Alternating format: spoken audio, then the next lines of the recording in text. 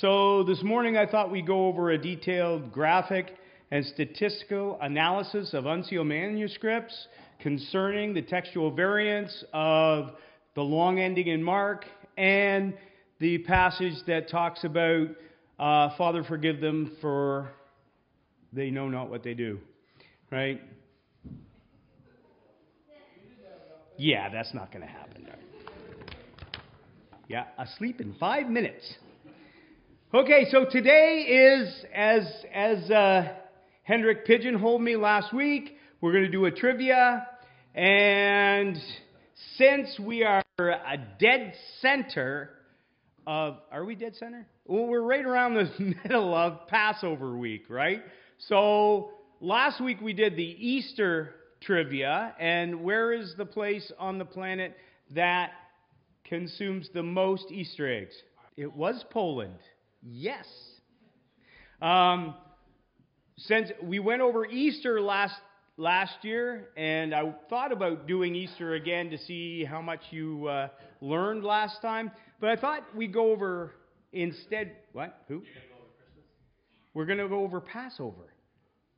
So we're going to see, because like in doing this, I learned. So, and now you're going to learn, hopefully, something about Passover. So I just went online and did Passover trivia and found like there was a ton of Passover trivia, and some of it only those of you who are most astute and whoever has Jewish backgrounds will get. And some of it is really easy and you should all get. No, not a bit. It was on the internet. It's got to be true. Okay. So, question number 1. For how long, how many days is Passover observed? This is actually not a trick question. What? Nope. Nope. 8 would be the answer. 8, 9, 10, 11. No, it's 8 days. So it started on the 5th this year and will end then on the 13th. Thank you. Maybe it's even too early for simple math. I mean, wow. Okay.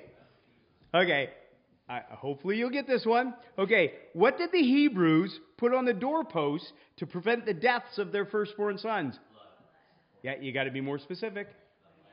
Lamb's blood. Yay! How do you say Passover in Hebrew? Pesach. Yeah, Pesach, right? This is Paschal, the Paschal celebration, right? Early church had the big debate on the date for Easter, and the big debate was what? What's that? Well, which calendar? But really, they wanted to see whether they should go by the Jewish reckoning, which would be the first Sunday, I believe, after Passover, right? So that would be one way of determining when Easter was. And we don't go by that. What do? Right? It is the first Sunday after the first full moon after the first day of spring. So there's 3 firsts. First Sunday, first full moon, first day of spring. That's how we determine when Easter is. Okay? Here's one that you might not get. Okay. And I am absolutely going to butcher Hebrew today. So just to let you know, it's going to be ugly. Okay. Me'at Chittim involves the gathering of what to give to the poor? Chickens. No, it's not Me'at chickens. It's Chittim. Anybody know? Okay, so the words Me'at Chittim mean wheat money. So that narrows it down for you. What might it be? It is now it's alms for the poor. That's exactly what it sort of is. It's a charitable thing, right? It's similar to what the Muslims do for the poor. But it originally was wheat for matzah, right? That's what they do, is they would provide wheat to the poor so that they could make matzah for Passover. That's where it comes from. Okay, the retelling of what biblical story takes place at Cedar? Cedar. However you pronounce that. Cedar? What? Yes, the Exodus. I thought that would be easy.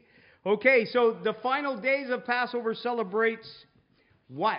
What does the final days of Passover, the final day, I should say, of Passover celebrate?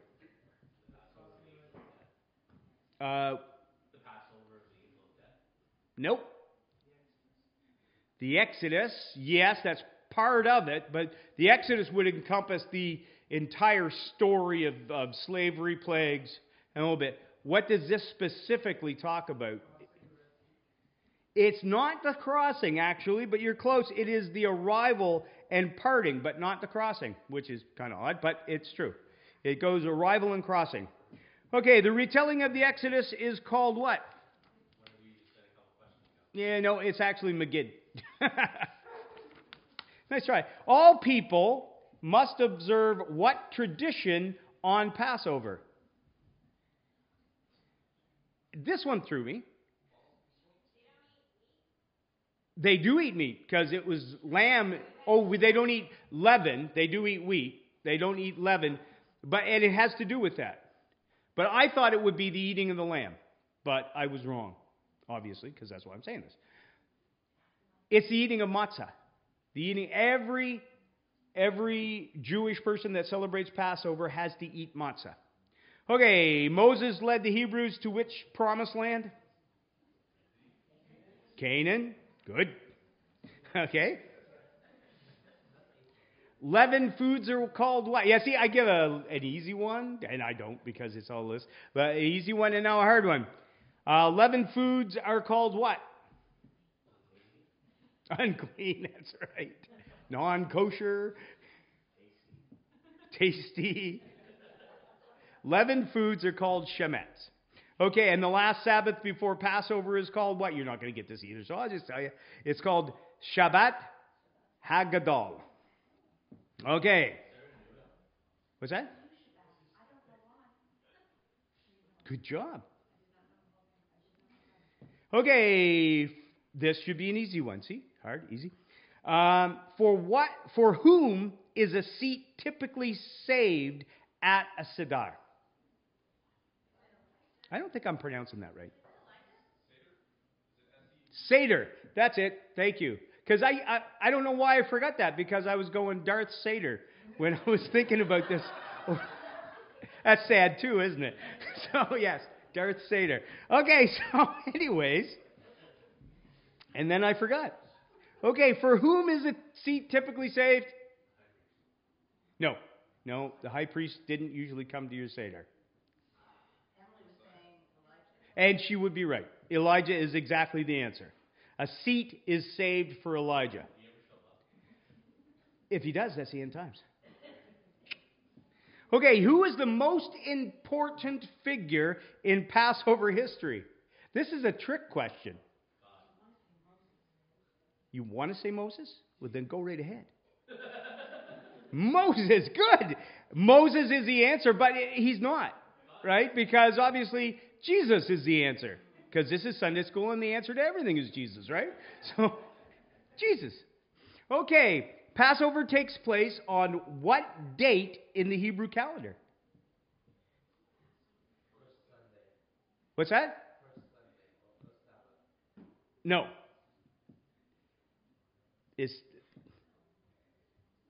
Okay, Jake's truck is a Titan. And the brand is? Nisan. It is the 15th day of Nisan that Passover takes place on. No, Nisan. Their calendar is a lunar calendar, right? So it's based on the lunar months, phases of the moon. Okay, so where was the earliest record of the 4 questions found? Okay. What are the 4 questions?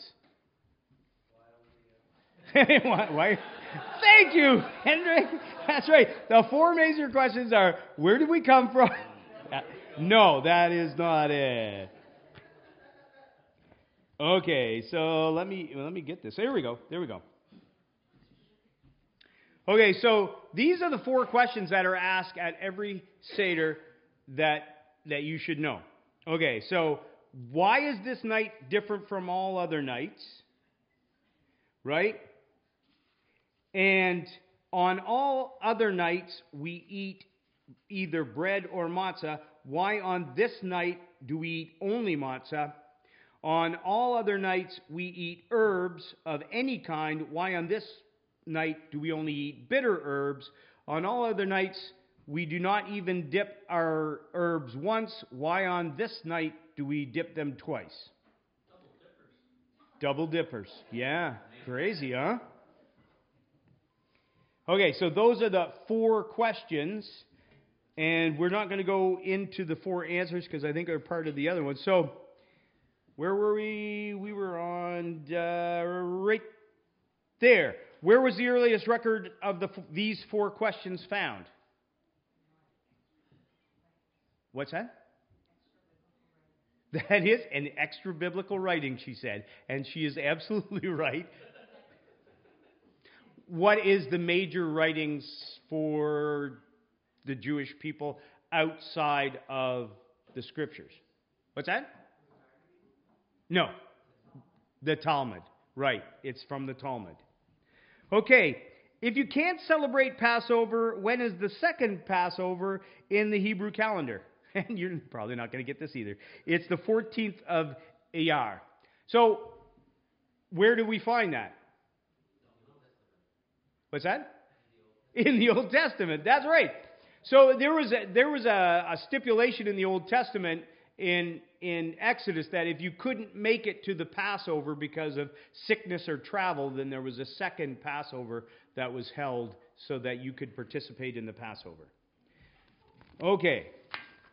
What is commonly used as maror and served with meat? Okay, what's maror? Maror is bitter herb. Horseradish. See? Genius. See? That's my son. And he heard me talking about it yesterday, so because I love horseradish, so I thought, well, that's cool. I like that. Okay. Who asked the 4 questions at a Seder? No. Not every family. This is a family thing, right? Jewish families meet together at Passover and have a meal, and it's the Seder. And they have this ritual meal. That's actually what the Seder actually means. It's well, it is not a church service. Nope. But it is. It's a family thing. And who is it that asks the questions? The youngest in the family, whoever that may be. So if you're an older couple and you just have adult children, it's the youngest. Yeah, I'm just going to guess and say that infants are excluded. That it has to be someone who can actually speak, yes. Okay. And then, see, these don't seem in order. How many questions are there? 4. Wow, genius. Okay, so, Tefilet Tal is a prayer for what? It's one of the prayers at the Seder. What would it be a prayer for? What would you pray for? This is also kind of not self-evident. It's actually a prayer for dew. For dew. Like wet ground. Dew. Okay? Yeah, it's a prayer to do. Doom. Yeah, it's a prayer for doom. Okay, so which U.S. president was the first to host a Passover Seder at the White House? Not Biden.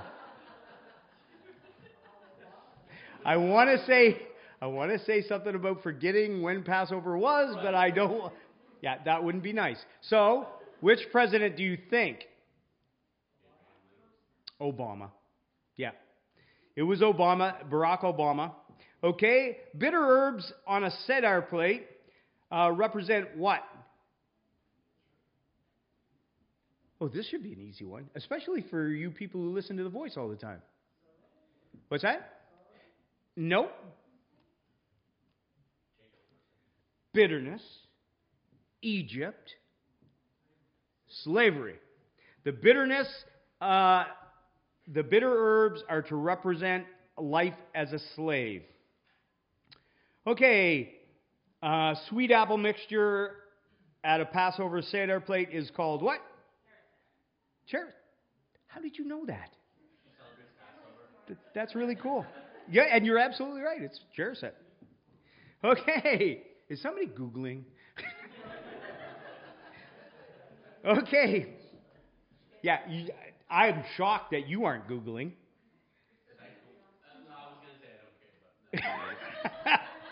Ouch. Okay. The middle days of Passover are called Hol HaMoed. Okay, vegetarians often use what in place of a lamb bone on their Seder plate? What?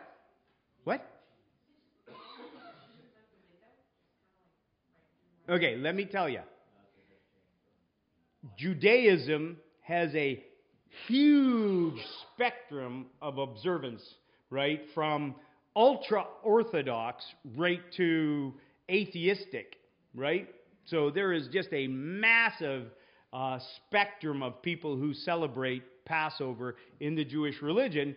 And so you have feminist Sedars, and you have LGBTQ Sedars, and you have all sorts of Sedars that have variations on the traditional Seder. Okay? So there is lots of different practices. And if you are a vegetarian and you practice Seder, instead of a lamb bone, what would you use? What's that? It's actually beet. You would use, because it kind of looks bloody, I guess. I don't know.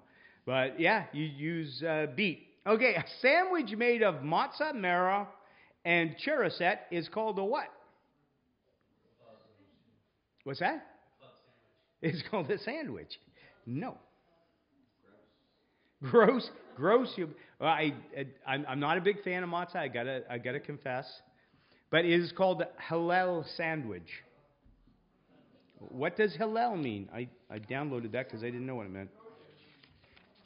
Kosher, not exactly. Where did I put that? It was in the glossary.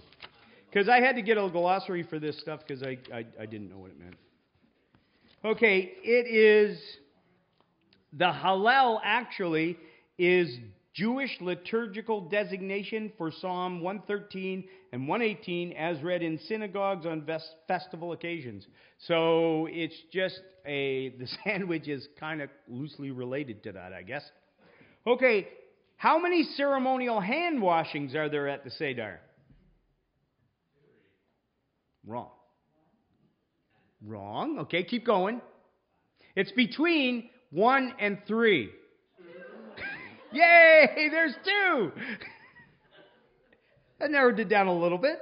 Okay, so yeah, there's 2 ceremonial hand washings. One comes towards the front, obviously, and one comes towards the end. Okay, celebration held the night and day of the Passover ends is called a memuna. Kids hunt for what after Seder? Not Easter eggs. Nice try. Leavened bread. Yeah. It actually is a piece of matzah, traditionally, but it's afikomen and it's dessert. That's your dessert. I can't see how pizza matzah would be dessert because, I don't like matzah. So that didn't seem like dessert for me. Okay, here's one you can actually answer. How many plagues were there in Egypt? 10. There were 10 plagues in Egypt. Okay.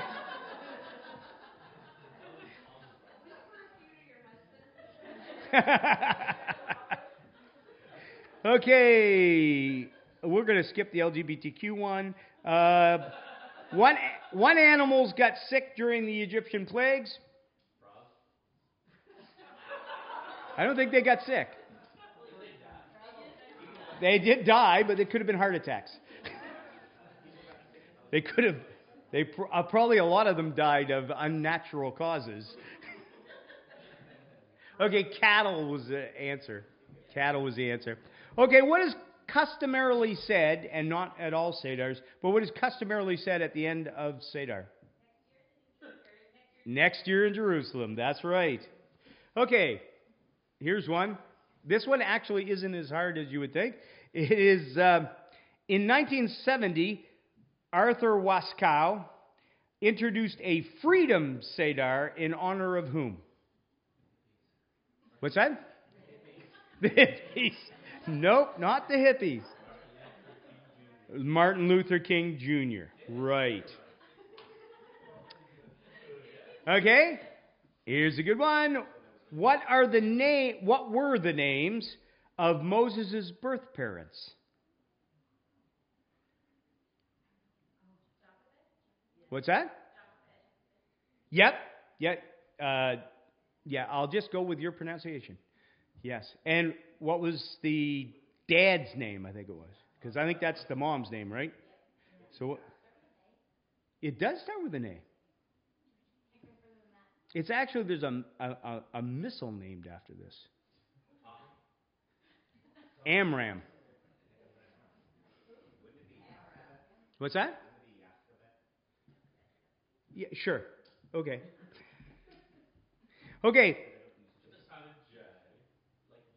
Okay, how long does the counting of the omer last? What's an omer? An omer, actually you should know what an omer is. An omer is a sheaf, right? So it's a bundle of stalks of grain. Don't ask me what the counting of the omer is because I didn't look it up. So, and the answer, because you probably don't know, is 49 days. Okay, so Seder means what in Hebrew? We already actually covered this. It's order or ritual, right? So Seder simply means this ritual that you're performing. In what river was Moses found as a baby? The Nile. Right. God appeared to Moses as what? As what for the first time? That doesn't. It should be in what? In the burning bush. Right. Okay. What is the Hebrew name for Egypt? Not Egypt. Mitzrayim. Okay. What three items are used to search for shemetz? What is shemetz first? Shemetz is actually leaven food. So you cleanse your house of leaven beforehand, and there's three items that are used to search for it. Don't ask me how these relate, but I thought it was interesting. What's that? Yeah, they would be helpful. But it's not glasses. Anybody got any guesses whatsoever? What's that? Shemet pig. Okay, a feather, a candle, and a spoon. And the baker. Yeah, don't ask me how that works. Okay, the Israelites are believed to have been enslaved for how long? Yeah, were they enslaved for 400 years? Yeah, slavery in Egypt for 400 years. Which American president died during Passover? Come on. The Americans and American associates here should have these answers like, boom. What's that? No. No. Come on. Super famous American president, and it wasn't Washington. No, not JFK. Even arguably more famous than JFK. No, not Nixon. No, I said famous, not infamous. Let's just go through them all. Okay, he was assassinated. That should narrow it down a little bit. Abraham Lincoln, thank you. Oh, did Brad say it? I didn't hear. There's too many other voices shouting out Kennedy, Kennedy, Kennedy. I didn't hear them. I'm sorry. So yes, Abraham Lincoln. Okay. In past time, which animal was sacrificed for Passover? Lamb. Those who can't drink wine sip what at Seder? Nope. Grape juice. Grape juice. To date, the world's largest matzo ball that it was ever made was where? Where was that? It wasn't Poland, oddly enough. Yeah, Catholic Poland, oddly enough, does not have the biggest matzah. Yeah, I'm going for the Easter eggs. They are more tasty. Yeah, that's no. Yeah, and no. It's actually in the States. Arkansas. No, actually, it's in Tucson, Arizona. Tucson, Arizona has the biggest matzo ball. Good job. All right. Okay, here's a harder one. Every year, what city hosts the largest Passover Seder? New York. And you are wrong. You will never get this one. Nope. It's not in North America or South America or Europe.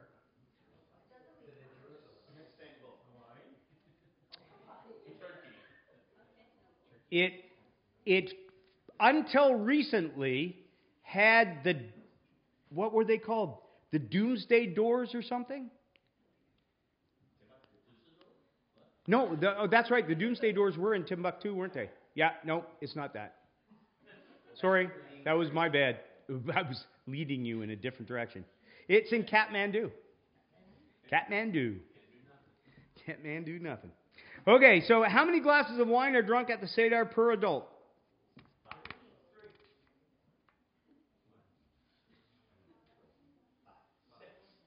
It's between 3 and 5. There we go. 4 cups. Okay, what does Kiddush mean? It means sanctification. Which of the 4 cups of wine symbolizes Kiddush? Wrong.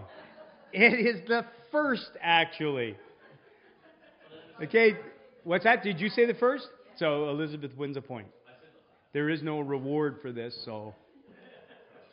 Okay, how are we doing? We still got 15 minutes. So, now that you've been tortured with my terrible Hebrew pronunciation and have been completely confused, we're going to go over the Seder, the ritual, and we will look at how it's conducted. Okay, so the first step is the Kaddish, which is the blessing or the Kiddush, and it is when they light candles and they do a blessing, then they drink their first cup of wine, right? Then you have the Urkats, where they wash their hands for the first time, right?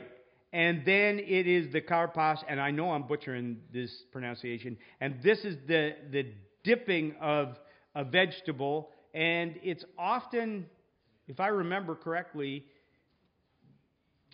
there's an herb that they use, or else they use romaine lettuce. Romaine lettuce is popular. Okay, then it's the having of the matzah, which is yakats. So they dip the vegetable in the salt water, then they break the matzah, and apparently one of those pieces becomes the dessert. So after the breaking of the matzah. Then there's the Megid, the retelling of the Passover story, including the recital of the 4 questions and the drinking of the second cup of wine. And then there's the Rakza, which is the second washing of the hands. Then there's the Motzi, and it is who brings out the blessing over the bread. Then there's the Matzah, the blessing before eating the bread. And then there is the Maror, which is the eating of the bitter herbs, which when they showed the Seder plate, they showed like a big hunk of horseradish. So I'm thinking that they don't eat that, because that would be nasty. Okay, and then there's the Korek, or Korich, which is the eating of the sandwich made with matzah, which was called what? Yeah, I don't remember either. It was called the halal sandwich. That was what it was called. Right. Okay. I am not saying that. Okay, I am. Because I can't help myself. It's Sulchan Orich, and is the serving of the holiday meal. So then you would eat your regular meal. And then there's the Zafon, which is the eating of the dessert thing. And then there's the Berich, which is a blessing. And then there is the Halal, which would be the reciting of the scriptures. And then there is the saying, which was finished off the Seder, which was next year in Jerusalem. Okay, and so there is a fifth cup of wine, and what's that for? Not for the drunkards. Right, there is a fifth cup of wine that is set out. So part of the ceremony is that you have the empty chair, the fifth cup of wine, and you open the door to let Elijah in. Right? There is both the idea that Elijah is coming. Did I say Isaiah? No, you said Elijah. I said Elijah. Okay. So there's the idea that Elijah is coming, but in some Jewish tradition, it is the idea that he is spiritually present, right? So that he is at every Seder. What's that? No, I don't think they leave the door open. They just open the door for him to come in.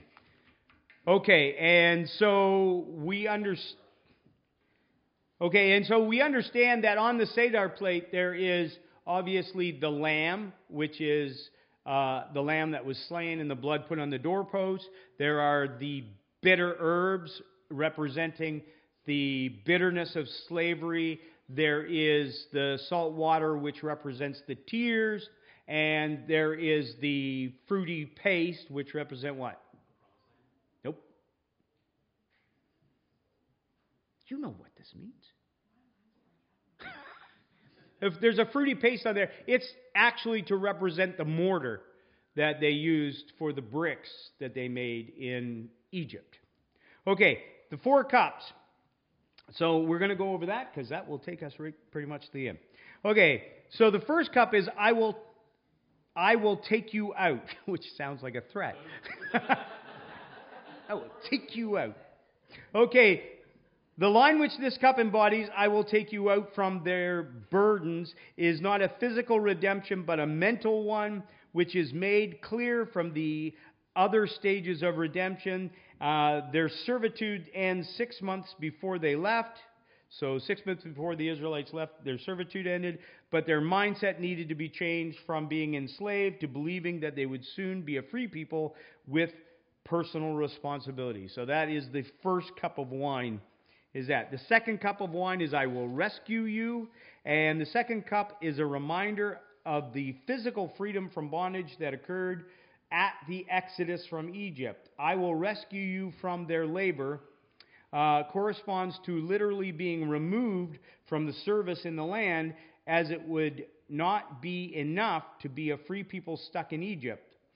This is therefore a blessing not only for freedom in a foreign land, but gratitude for that ability to be independent, which only came supernaturally. This is why it is said right after the Megid in the Haggadah, recounting the details in Egypt. You remember Megid was the recitation of the Exodus. Okay, that's the second cup of wine. The third cup of wine is I will redeem you. Just as the meaning of the second cup built off the first, this cup comes as a reminder that physical freedom for the Israelites would have meant nothing without having received the Torah on Mount Sinai. Otherwise, nothing would have structured their lives and sense of belonging. This matzah that was eaten comes with a requirement of saying Birkat Hamazon. And so the third cup of wine is the reminder that all the benefits of freedom come with the responsibility of using that in a holy way. And fourth, I will take you as a nation. The language of the fourth cup is the only one written in a different tense, because while the previous ones were all reminders of lessons an earlier generation learned, this is a vision of the days of the Mashiach, the Messiah. It evokes images of a rebuilt temple in Jerusalem in a land teeming with abundant agriculture. It gives explicit thanks to the land of Israel on a scale of spirituality and inhabitability not possible until the final redemption. It reminds that while the generation who were brought out of Egypt experienced redemption on a level never seen before or since, there is still more to come. This is why it follows the section called Hallel, literally praise. And which cup did Jesus not drink? The fourth one, right? Because those promises still are yet to come at his second coming. So that is why I wanted us to go over the Passover celebration this morning. One, because you're half asleep from eating fatty food downstairs and getting up early. But also because, this is part of these celebrations. A lot of the tradition were first century, right? And so Jesus would have celebrated Passover with many of these similar traditions. Like some of the quotations that I came across were actually from Gamaliel from the first century. Who was Gamaliel? Paul's teacher, right. So he learned at the feet of Gamaliel. So we should know this stuff because they have meaning for us in that this was how Jesus operated. When it talks about the Passover celebration, some of these elements are exactly what Jesus would have celebrated. And so we get a greater insight into who he was as a man and what the Jewish culture was that he celebrated at that time. Any questions? Because I probably don't have answers, but go ahead. Which of the disciples asked the questions? Which questions? The 4 questions. It had to be the youngest person. So it would have been John, right? Because John traditionally was the youngest of the disciples. And I'm not sure that those questions existed at that time. Because I'm pretty sure that those questions actually come from Gamaliel. Yes, sir.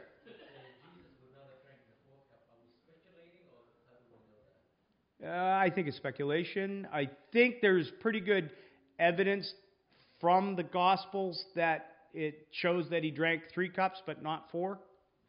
So, but I am not positive about that. It is a good question. So, don't hang your theology on that statement. That would be a bad thing.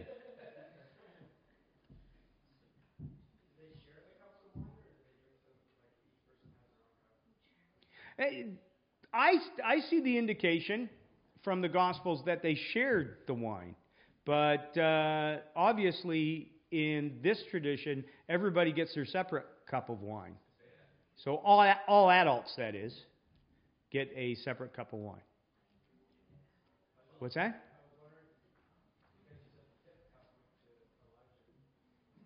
Yes, the 5th cup. I think that's a later tradition also. I don't think that was the case at the early Sedars. Anybody else? Look.